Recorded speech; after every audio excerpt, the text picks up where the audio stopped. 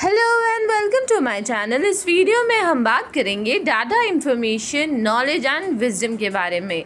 ये आपके आने वाले यूजीसी नेट एग्जामिनेशन के लिए बहुत ही इंपॉर्टेंट टॉपिक है। तो शुरू करते हैं आज की वीडियो। सबसे पहले हम जानेंगे कि डाटा क्या है। डाटा होता है रॉ फैक्ट्स एंड फिगर, मतलब इसका कोई मीनिंग नहीं होता है, एक ये मीनिंगलेस है। डाटा इन्फॉर्मेशन में कैसे बदलती है? जब डाटा को अरेंज किया जाता है, सॉर्ट किया जाता है या एनालाइज किया जाता है, तब इसका मीनिंग बनता है और यही डाटा से इन्फॉर्मेशन बन जाती है। ठीक है, जब डाटा को अरेंज किया जाए वो मीनिंगफुल हो जाता है, तब इन्फॉर्मेशन बनती है। अब हम एग्जाम्पल से बात करें, रॉ इशू स्लिप से काउंट करके पता चलता है कि मंडे को 75 बुक्स इशू हुई। अब नंबर का कॉन्टेक्स्ट मिल गया है, ये इन्फॉर्मेशन है। ठीक है, अब इन्फॉर्मेशन क्या है? इन्फॉर्मेशन का मतलब होता है मीनिंगफुल डाटा। अब पता चल जाता है कि ये नंबर्स किस चीज़ को रिप्रेजेंट कर रहे हैं। इन्फॉर्मेशन यूज़फुल होती है और अंडरस्टैंडिंग होती है। बात करूँ मैं यहाँ एग्जाम्पल की, तो लास्ट 2 मंथ में इंग्लिश नोवेल सेक्शन की इश्यूज़ ज़्यादा हो रही है कंपेयर टू हिंदी सेक्शन के। इवनिंग टाइम 4 से 6 में इशू रेट पीक पर होता है। यहाँ पैटर्न समझ आ गया है। ठीक है, तो ये इन्फॉर्मेशन हमें मिल रही है कि लास्ट 2 मंथ में इंग्लिश नोवेल ज़्यादा बिक रही है एज़ कम्पेयर टू हिंदी, और 4 से 6 ज़्यादा बुक इशू होती है। तो ये हमें इन्फॉर्मेशन मिल रही है यहाँ पे। ठीक है, बात करूँ इन्फॉर्मेशन का नॉलेज में कैसे कन्वर्जन होता है। देखो, जब इंसान इन्फॉर्मेशन को समझता है, उसे अपना एक्सपीरियंस से कनेक्ट करता है, तब वो नॉलेज बन जाती है। अब एग्जाम्पल मैं बताऊँ आपको, लाइब्रेरियन को एक्सपीरियंस से पता चलता है कि एग्ज़ाम पीरियड में रेफरेंस बुक और क्वेश्चन पेपर की डिमांड हाई होती है। ये क्या है? एक ऑब्जर्वेशन है और उसे इन्फॉर्मेशन है कि इस टाइम पे बुक ज़्यादा होंगी। तो ऑब्जर्वेशन और इन्फॉर्मेशन को मिला के बना नॉलेज। ठीक है, अब नॉलेज क्या है? नॉलेज होता है इन्फॉर्मेशन, एक्सपीरियंस और अंडरस्टैंडिंग। ठीक है, यहाँ हम क्यों कैसे समझते हैं। जब हमारे पास इन्फॉर्मेशन होगी, हमारे पास एक्सपीरियंस होगा, अंडरस्टैंडिंग होगी, इसको हम नॉलेज कहते हैं। और हम यहाँ पर समझ पाएंगे क्यों कैसे इन सारे क्वेश्चंस के आंसर।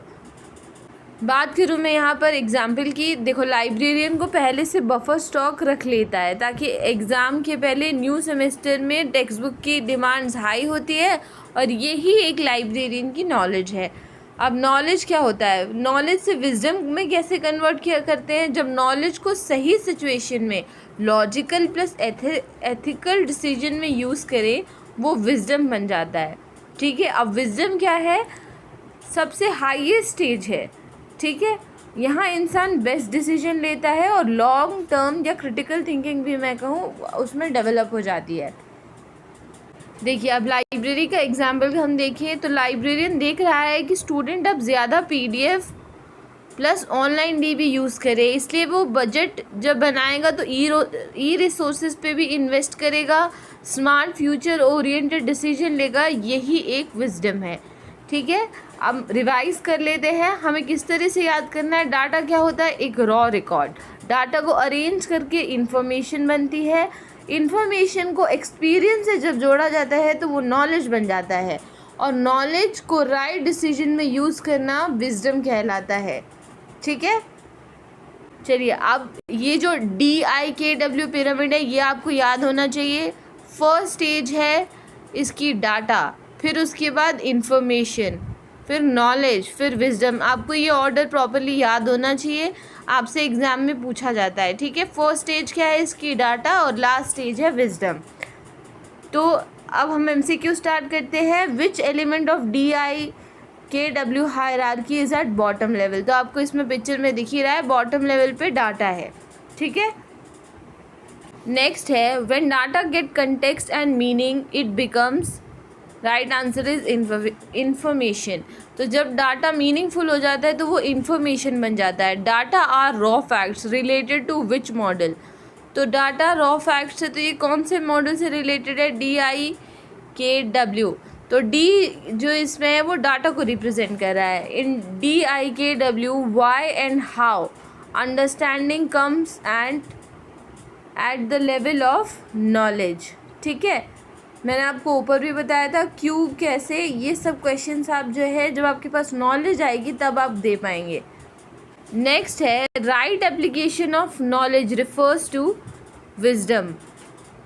जब आप नॉलेज को आप अच्छी तरह कब इस्तेमाल कर पाएंगे, जब आपके पास इंफॉर्मेशन होगी. तो नॉलेज और इन्फॉर्मेशन को मिला के विजडम बनता है. ठीक है, raw entries in a library circulation register belong to, मैंने आपको ऊपर बताया रॉ फैक्ट्स एंड फिगर क्या है, डाटा है.